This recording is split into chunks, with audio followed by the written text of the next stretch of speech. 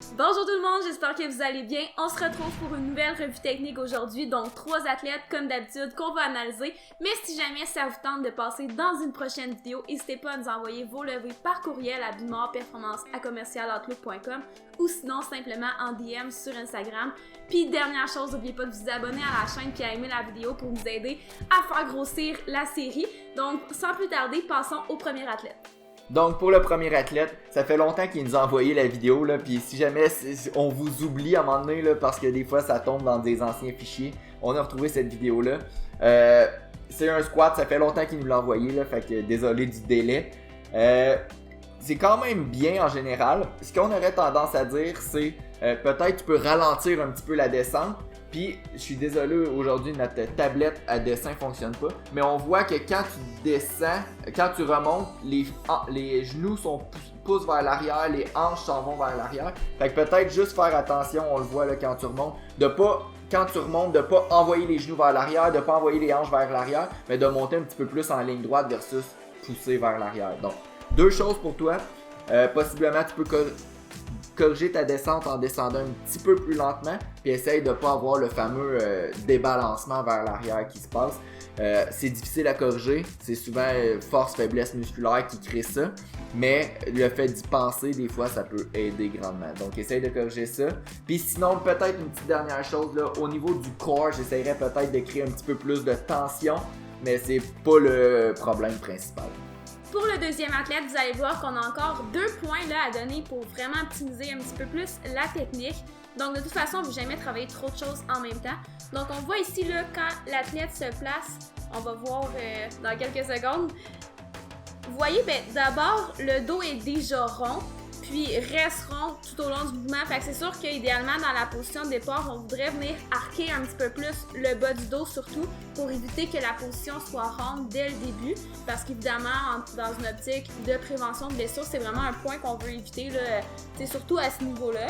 Donc, on va aller chercher un petit peu plus de neutralité, si on veut, au niveau du dos. Puis sinon, autre chose, si on retourne à la position de départ, vous allez voir que les fesses sont quand même un petit peu hautes. On voudrait baisser un petit peu les fesses avant de tirer la barre. Donc, juste de partir un petit peu plus bas dans la position de départ. Parce que là, vous voyez que si on va vers la fin du mouvement, là. Attends, on va faire un petit graphique avant. Ouais, on va faire un petit graphique, puis là, on va vers la fin du mouvement. Peut-être un petit peu avant, là. Vous allez voir que avec le dos rond comme ça, qui est parti comme ça depuis le début, ça fait en sorte que pour le lockout, c'est vraiment pas une position optimale. Les épaules sont beaucoup trop par en avant à cause de ça. Donc là, tu sais, ça s'est bien passé. Sûrement que la charge n'était pas trop lourde, là. Mais tu sais, éventuellement, avec des plus grosses charges, ça pourrait vraiment venir nuire au lockout. Donc, ça serait les 2 points à corriger. Le dos un petit peu plus droit dans la position de départ, puis d'essayer de le maintenir évidemment tout au long du mouvement. Puis les fesses un petit peu plus basses dans la position de départ. C'est parce qu'en ce moment, là, tout ce qui travaille en ce moment, là, c'est définitivement pas tes quadriceps. Fait que ce qui travaille, c'est vraiment le dos qui travaille, un petit peu les fesses puis les ischio-jambiers. Mais en ayant un petit peu plus les fesses basses au départ, ça viendrait impliquer un peu plus ton quadriceps. Puis ça va vraiment t'aider à soulever peut-être plus de charge. Fait que comme Hello a dit, dos droit, puis partir un petit peu plus bas. Donc pour notre troisième lever, Philippe. Pour vrai, Philippe, il a un excellent deadlift. Je pense que c'est un exemple de comment bien faire le deadlift. Là. Vous allez le voir par la miniature de la vidéo.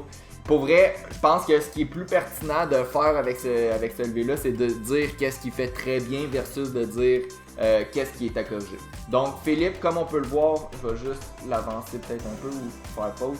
Comme on peut voir dans la position de départ, ses épaules sont en avant de la barre ou en avant de la barre ou vis-à-vis la barre.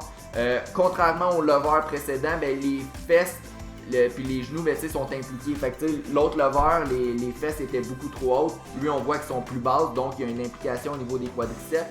Et le dos est en position neutre. Donc on voit qu'il est un petit peu arqué, mais pas trop arqué. Puis tout au long de son mouvement, on voit que la colonne reste neutre. Donc il n'y a pas de mouvement ou très peu au niveau de la colonne. Donc je pense que si vous voulez prendre un exemple comme ça ressemble à quoi un vraiment beau deadlift bien exécuté, ça ressemble à ça. Si on veut vraiment trouver un petit quelque chose au deadlift puis trouver un petit défaut, la seule chose qu'on pourrait dire, c'est au départ, je pense qu'il pourrait prendre un petit peu plus le mou, d'être un petit peu plus patient à partir du sol. mais c'est vraiment un petit défaut très minime. Je pense qu'on peut plus regarder ce lever-là comme une forme de à quoi ça ressemble un beau lever versus quoi corriger absolument.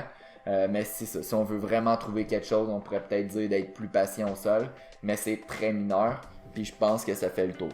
Merci beaucoup tout le monde d'avoir été là avec nous aujourd'hui. Donc, si jamais vous voulez passer dans une prochaine vidéo, n'hésitez pas à nous l'envoyer par courriel ou en DM sur Instagram, comme j'ai dit au début de la vidéo. Puis sinon, si jamais vous êtes genre à aimer ce genre de petits trucs-là techniques, n'oubliez pas qu'on a notre e-book sur le squat totalement. Donc, c'est un guide technique sur le squat sur notre site web. Donc, n'hésitez pas à aller jeter un coup d'œil là-dessus. Puis sur ce, je vous dis à la prochaine!